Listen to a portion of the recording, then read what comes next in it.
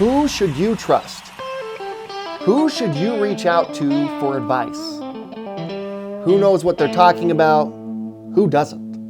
Navigating these questions, while hoping you don't make a mistake, can take a toll on a leader, an entrepreneur, on anyone.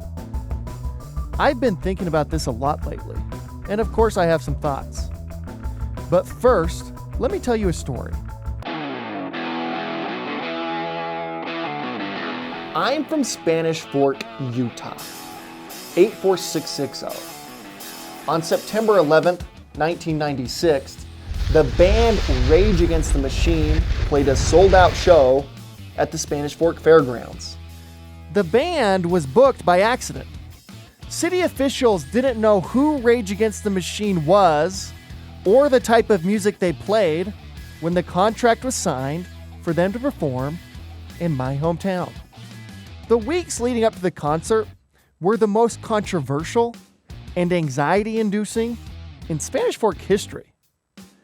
It was as though Satan himself had been invited to give a presentation to the teenagers of our community on why he should be worshipped and parents should be disobeyed. Hang on. Think about what that might look like for a second. The presentation would be given via PowerPoint because Satan is evil. He'd show up to a school assembly wearing a tank top, Janko jeans, and a backward hat, smoking a cigarette like a badass.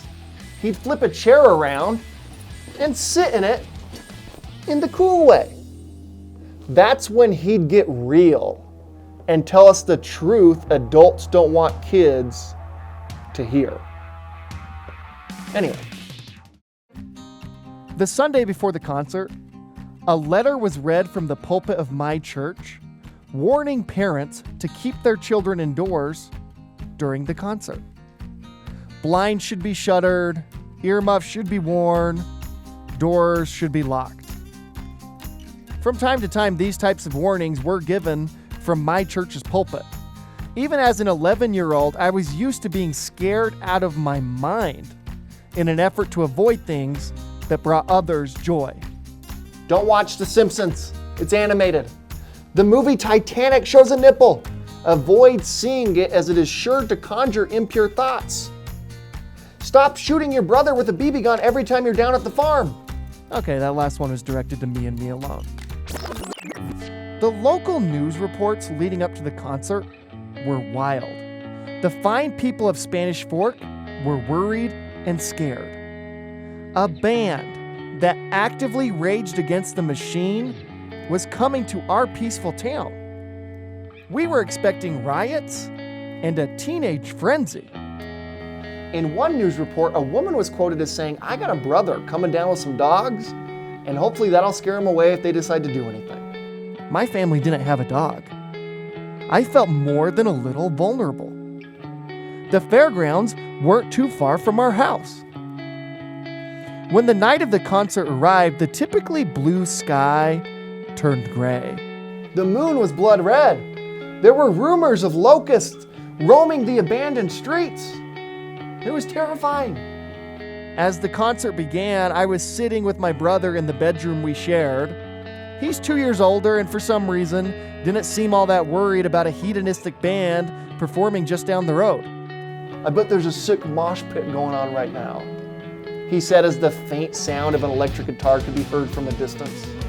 I didn't know what a mosh pit was, and I wasn't about to ask. I crawled underneath my bed and began to pray. As I was seeking safety from a higher power, my brother put a CD in our little boombox, and a song I'd never heard began playing. I was used to listening to Garth Brooks, so the sounds I was hearing blew my 11-year-old mind. Crawling out from underneath my bed, I asked my brother over the music, "What is this? It's amazing." My brother looked at me like I was an idiot. "This is Rage Against the Machine. They're awesome, huh?" Of course. The concert went off without incident.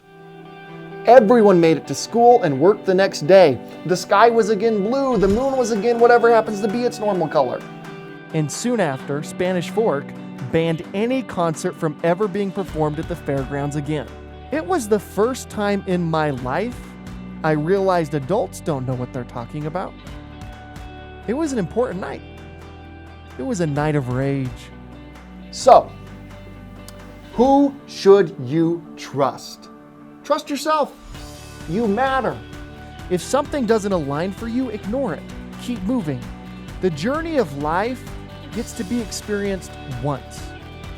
It's more enjoyable and a lot more meaningful when you know who you are and who you aren't. And remember, only you get to decide that. Sure, you'll gather input, advice, and lean on the traditions of those you love and trust, but your values are your values. Your morals are your morals. And only you get the opportunity to live up to the ideals you set for yourself. No one knows as much as you think. Most of us have no idea what we're talking about. We're as scared as you are, hoping we don't fail or embarrass ourselves. Yet we all have plans, goals, and a vision for who we'll be in the future. But what if we focused on who we're being right now? What if we understood that who we're being in any given moment has an effect outside of us? And what if we understood that who we're being right now will determine who and where we are in the future? We don't get to control circumstances, unforeseen events, or the unpredictability of life. But we do get to control who we're being.